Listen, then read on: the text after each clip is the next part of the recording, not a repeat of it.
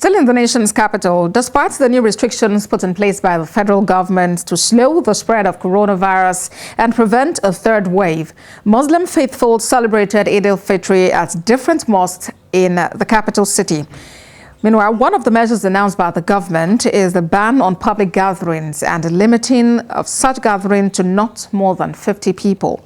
In northern Nigeria, leaders across the north are asking Nigerians to remain hopeful as the country struggles to overcome its diverse challenges. But that is the thrust of the messages and sermons of several governors and clerics in the region. The message in Lagos by Muslims is a call for adequate security across the country. But two correspondents, Celestina Area in Abuja and Lanre Adeyemi in Gombe, as well as Adedoja Salam Adeni in Lagos, compiled these reports. This is the second time Eid-el-Fitr will be celebrated since the outbreak of the COVID-19 pandemic, but it has not taken the shine from the significance of the event.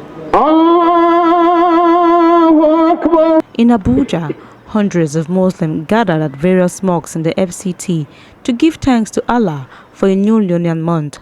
So many of them made efforts to observe the non-pharmaceutical preventive measures against the virus. At the National Central Mosque, there was a very heavy security presence as Muslim faithful gathered for the Eid prayers. To persevere. The message today is for them to be steadfast and persevere in adversity. In the name of religion, many groups Usman Zakari believes achieving relative peace in the country is a collective effort of all and not just the job of the government. There are challenges all over the place. Stakeholders at every level, at local government level, at state level, at federal level, must work hard. But there is this fixation about the federal government. But we need to realize that everyone has a role to play. It's the unemployment, and the poverty here. People, they don't have employment, and that's why all these kidnapping and other things have started, I think it's most pertinent because there won't be any development or progress of the country without peace. So peace is the basic foundation. Eid Mubarak, and may Allah grant our prayers and our wishes.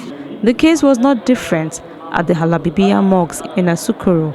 Worshippers wore face masks, but it was difficult to keep physical distancing or comply with the restrictions on public gatherings. Imam Suleiman says to cope with security challenges facing the country, there must be stern laws and punishment put in place.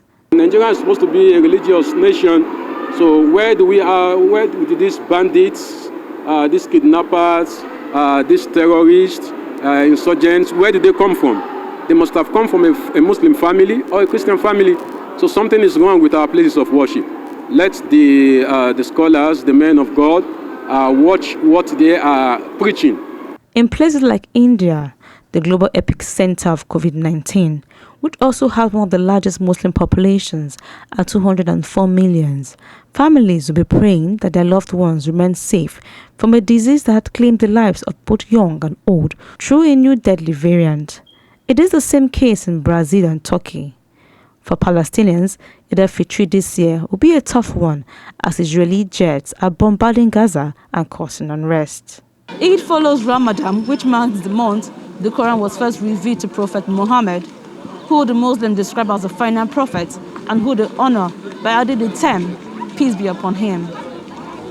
Celestina Area, TVC News, Abuja.